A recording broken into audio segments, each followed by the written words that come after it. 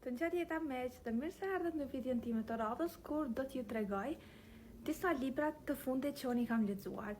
Kam qenë në pushime në Vlorë dhe në pjesën jugore të Shqipërisë dhe kam kalu jashtëzakonisht mirë. Koha ku më shumë të preferoj për me lexu libra është në plazh. Madje lexoj shumë shpejt kur jam në plazh edhe mundohem gjatë gjithë kohës edhe sfidoj veten me lexu sa më shumë. Unë këtyre 6 ditëve i kam lexu 3 libra. Edhe unë po du me i nda me juve këto 3 libra dhe mi ju tregu pak a shumë se për çfarë fliten edhe sa ja vlen me i lexu.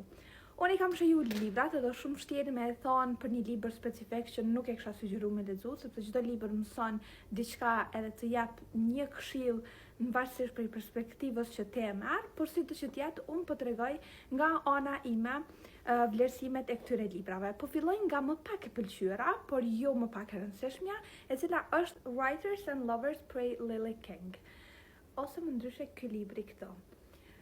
Atëherë, të fillojmë edhe të flasim pak për këtë libër. Ky libër ka një histori jashtëzakonisht të mrekullueshme, ku vajza e cila në mos gabofsha harrova emrin Cassie, po, më dash me mendu, jam shumë e keqe me emra, pa marrë parasysh në qoftë se janë në jetën reale apo në libra, sido që tjetë. Në këtë libër flitet për jetën e një vajze Cassie, të cilën ajo gjen veten në shumë vështirësi në vitet e saj të 30-ta, ku sipas njerëzve janë vitet më të ëmblat që njeri mundet me i shiju, ajo ka shumë vështirësi. Këto vështirësi vijnë për shkak të humbjes së nënës së saj, e cila sapo kishte ndruar jetë dhe babai i tyre i kishte lënë që kur ishte kjo e vogël. Në këtë dhimbje kaq të madhe që ajo përjeton, ajo fillon dhe vendos që të realizoj ëndrrën e saj për të bërë një shkrimtare dhe fillon të shkruaj librin e saj. Po ndërkohë, ajo ka shumë vështirësi financiare dhe vështirësi emocionale gjatë jetës. Duke shkruar, me qenë se shkrimi është këndi i saj rehatis, ajo gjithashtu takohet me 2 djemë në të njëjtën kohë. Takohet me Oscar edhe takohet me Silasin. 2 mashkuj të cilët janë krejtësisht të kundër nga njëri tjetrin. Oscar ka qenë gjithashtu në këtë libër është një shkrimtar i cili është goxha i famshëm dhe është shumë stabil në çështje ekonomike. Kurse Silas është krejt e kundërta që ka shumë probleme me të shkruarin dhe çka i ka pëlqyer Cassit te ky është se ka qenë shumë pasionant. Ajo gjendet në këtë trekëndsh të dashurisë mes 2 personave, po përveç këtij trekëndshit në këtë libër paraqitet edhe trekëndshi tjetër mes artit, dashurisë, po edhe gjithashtu mes mbijetesës për shkak të vështirësive që ajo i ka. Kjo histori është një histori e mrekullueshme, se si përfundon Cassie me kë përfundon, ja u sugjeroj me lexu edhe me pa fundin e kësaj historie të jashtëzakonshme. Meqense se po flasim për historinë dhe për trekëndshin, po e tregoj librin tim të dytë e që më ka bo me u qu në kom në shumë raste kur kam qenë duke lexu. Është Colleen Hoover, All Your Perfects, ose ndryshe, të gjitha perfeksionet e tua. Ky libër është i ndarë në 2 pjesë kohore, atëherë dhe tash. Dhe historia zhvillohet duke treguar se çfarë ka ndodhur në kohën e kaluar dhe çfarë ka ndodhur në kohën e tashme, ose çfarë po ndodh në kohën e tashme mes personazheve, duke krijuar kështu një histori dhe duke krijuar një kronologji që duke lexuar fillon edhe e kupton dhe bën krahasimin me kohën e kaluar të çiftit në mënyrën se si janë takuar dhe me disa surpriza se çka në realitet ka ndodhur në kohën e kaluar e që në ato kapituj nuk është përmendur, por është përmendur në kohën e tashme.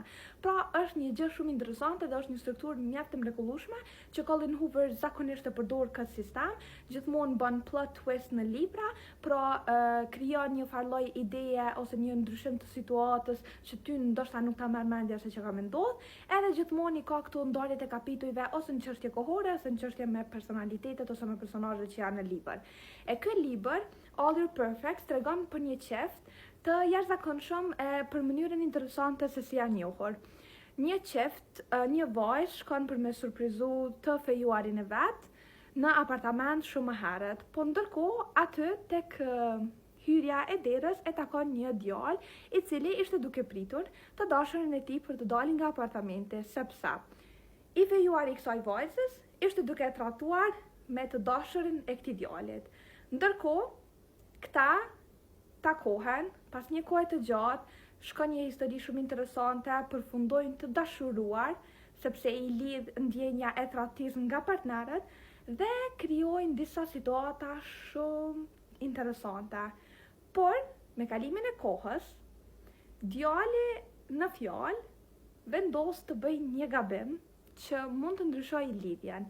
Ky libër gjithashtu përshkruan edhe vështirësitë e çifteve që kanë për të krijuar familja. Pra qoftë nga ana e mashkullit ose qoftë nga ana e femrës, kur një çift ka vështirësi për të krijuar familje ose pra për të ngel shtatzon një grua, pa marrë parasysh se kush është problemi, tregon vështirësi që këto ndjenja sjellin tek çiftet, edhe se si kalohen duke mbështetur njëri tjetrin, edhe se sa dashuria është e rëndësishme përkundrejt çdo gjaje që Zoti e ka caktuar për ty si fatin tënd të jetës. E ky libër ndërthuret në shumë elemente të dashurisë, e që mbi të gjitha tregon se dashuria mbizotron gjithmonë nëse din me menaxhu mënyrën më të mirë të mundshme emocionet që ti i ki, edhe me ditë me nda fajin se kur është i jote dhe kur është i partnerit. Ky libër është jashtëzakonisht i mrekullueshëm dhe është një historie shumë interesante. Një libër tjetër që është shumë dallim nga këta dy libra, të cilët është Writers and Lovers dhe All Your Perfects, është edhe libri që unë e kam radhitur të parin dhe e kam lexuar të parin, është The Fifth Agreement. Kjo është një libër ku ka qenë shumë i famshëm dhe është bërë kur është titulluar The Fourth Agreement, ose kanë qenë 4 agreement që autori ka përshkruar për të arritur sukses në qëllimet e caktuara, dhe si të bëhesh një njeri shumë i suksesshëm dhe si të bëhesh gjithashtu si të bëhet bota më e mirë duke rregulluar veten tënde fillimisht. Ai e ka pasur nevojshme që të shtohet edhe një agreement i past. E kështu ka përfunduar duke realizuar librin The Fifth Agreement. Ky libër është i mrekullueshëm dhe unë tani ju tregoj pse. Një diçka që e kam mësuar në këtë libër është se mos me i marr gjanat në aspekt personal. Nëse dikush të thot diçka ose mënyrën se çysh të tjerët të shohin, është ideja e tyre personale për shkak të perspektivave të tyre. Nëse do kishe pa filmin në mënyrën edhe në sytë e të tjerëve se si të shohin ty, atëherë do filloj të mendoj ndryshe për veten. Dhe kjo ndodh edhe në mënyrën se si nëna jote të sheh, gjë që të bën të kuptosh që asgjë nuk është personale, është thjesht perspektiva e tyre se si njerëzit të shohin. Dhe kjo të bën të lehtësosh mos shumëtet duke mos krijuar edhe pritshmëri ose duke mos krijuar edhe ide. Gjë që një nga agreement këtu në këtë libër është don't make assumption. Ose ndryshe, pra mos me kriju pritshmëri ose edhe mendimet e caktuara për rrethana të caktuara që munden me të ndodhë në jetë. Pra, nëse je duke shkuar me makinë në një vend specifik, në një aheng specifik, mos krijo pritshmëri ose mos krijo gjëra në mendjen tënde se çfarë do të ndodhë ose çfarë mund të ndodhë. Leja të reagoj me të vërtet momenti kur ti shkon për me e pa atë ngjarje. Jo vetëm kjo, por janë 5 prej tyre të cilat janë shumë të rëndësishme që unë i sugjeroj me i lexu, sepse nëse doni me punu për veten e ju, që mendoj që çdo libër të ndihmon me punu për veten tonë, sepse e zbulon një kënd të rahatisë dhe një kënd të interesave të tua përmes faqeve të librit, por ky libër është jashtëzakonisht i mirë sepse të mëson edhe të bën me mendu që nga fillimi. Duke filluar nga rëndësia e simboleve, si janë krijuar simbolet, pse i përdorim simbolet dhe pse jemi të detyruar të mësojmë dhe nga çka jemi të detyruar të mësojmë këto simbola. Është edhe pak filozofik, sidomos në fillim, por të bën me kuptuar rëndësinë e gjanave të vogla që mund me të mësu shumë nëse isha në këtë mbështrim tjetër. E ky libër është një nga librat e mi më të preferuar tash, e që unë e sugjeroj pa tjetër për shkak se mëson shumë. Është libër psikologjik, nuk është nga si këta librat e tjerë të cilët mund të mësosh ose mund të relaksohesh me historitë shumë interesante.